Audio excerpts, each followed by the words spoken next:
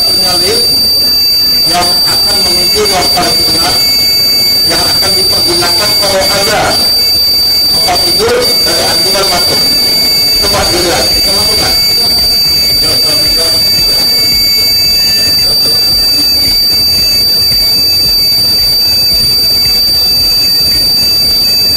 Ini satu-satunya lift yang ke ruang paripurna. Selebihnya kita harus naik eskalator. Jadi satu-satunya lift menuju ruang paripurna yang katanya dimintakan untuk jadi bangsal-bangsal daulat rumah sakit.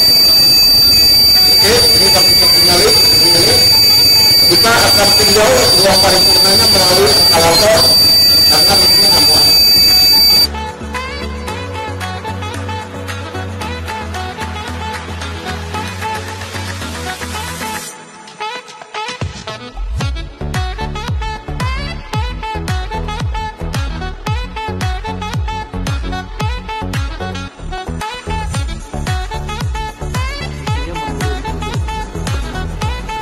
Sehingga kami masih coba mensimulasikan bagaimana kalau dibikin bangsal darurat dengan kondisi yang tidak rata begini, turun ke bawah begitu.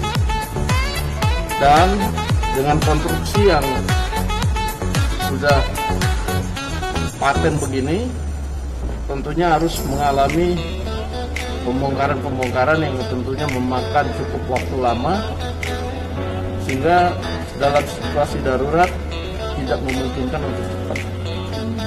Oke, sekarang ini ruang rapatnya.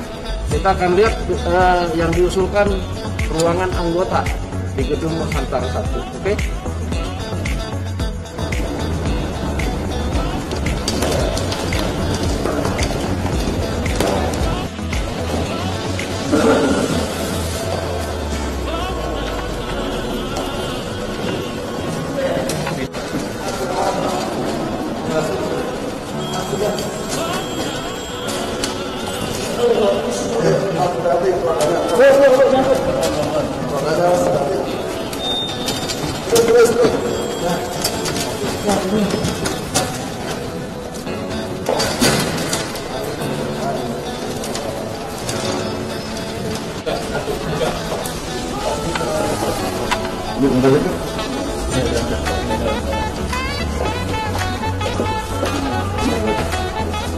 Ini kita berada di ruang di gedung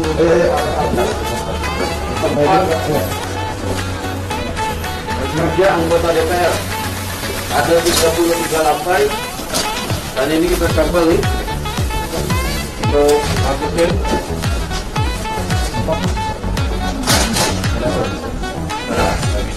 Ini bisa masuk, tapi liftnya kurang panjang, nggak bisa ditutup.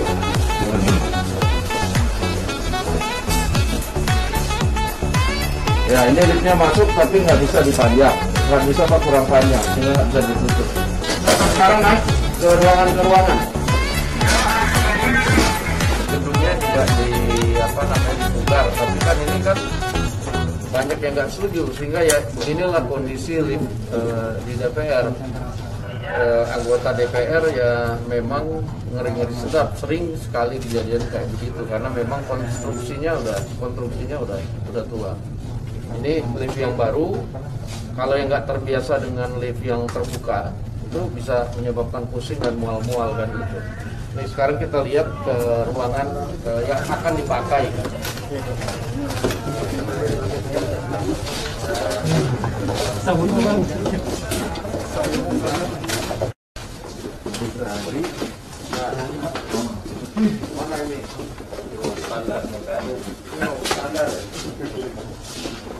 Ini ruangan standar anggota DPR, luasnya sekitar 30 meter persegi. Ini mungkin bisa 2 sampai 3 tempat tidur, tapi harus dibongkar dulu total karena ini banyak perlengkapan. Dan tadi selain akses liftnya yang kurang memadai, ini kamar mandi untuk 30 ruangan yang mungkin menampung kapasitas 60 sampai 90 itu hanya ada 6 kamar mandi yang memang sudah didesain dari sejak lama. Dan yang mesti dipikirkan adalah sampah infeksiusnya ini, sampah medisnya ini bagaimana. Nah, ini yang memang mesti dipertimbangkan setelah kita melihat kondisi lapangan. Tentunya teman-teman wartawan sudah melihat sendiri bagaimana situasi dan kondisi gedung DPR. Kami menyambut baik usulan-usulan yang intinya ingin membantu masyarakat luas, tetapi kita hari ini meninjau kesiapan teknisnya, apakah memungkinkan atau tidak. Demikian, sekian dan terima kasih. Pak, ada juga saran kalau misalnya menggunakan di halaman depan kayak gimana, Pak? Ya, kita lihat lapangan depan. Oke, kita lihat lapangan depan. Luar ruangan itu, ruangan depan. Tadinya ekspektasi kawan-kawan itu kan keseluruhan dari fasilitas gedung ini yang ada di seluruh gedung DPR tadi, dan kawan-kawan bisa menilai secara teknis apakah memungkinkan atau tidak. Nah, mungkin yang tersisa tinggal dari seluruh area yang tadinya mau dipergunakan, ya mungkin hanya tersisa ini yang memungkinkan bisa dipakai. Ada lapangan ukuran 80 kali 90. Dan tentunya ini nggak bisa dibikin bertingkat kan, hanya tenda-tenda darurat. Dan di sini juga harus dipikirkan bagaimana kamar mandinya, bagaimana ini kan bukan cuma perawatannya saja, tempat dokternya, listrik, air, dan lain-lain. Nah, ini apakah kemudian juga secara teknis efisien atau enggak cuman memakai yang 80 kali 90. Nah, sementara di sekitar areal DPR ini masih banyak tempat yang bisa dipakai sebenarnya untuk rumah sakit darurat. Misalnya ada Istora, ada beberapa gedung lah yang bisa dipergunakan.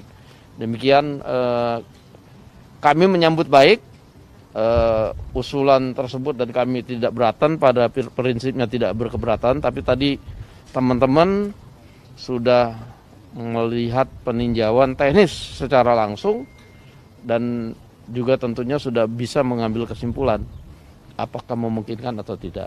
Tapi kalau misalnya nanti dari Kemenkes akhirnya ingin meminta izin untuk menggunakan lapangan ini ataupun yang mana gitu yang menurut mereka adalah memungkinkan, akan dimungkinkan juga untuk diadakan rapim, Pak, setelahnya? Iya, nggak ada masalah kalau memang dibutuhkan. Tapi nanti ya kan Kemenkes akan berhitung apakah ini efisien atau enggak, efektif atau enggak, kan gitu. Sementara mereka sedang menyiapkan di banyak tempat menurut saya, dan kita nggak mau juga dipojokkan oleh berita, wah kita nggak empati sama masyarakat kan gitu. Makanya kita tadi ajak kawan-kawan melihat langsung persiapan teknisnya, apakah mungkin atau enggak. Gitu.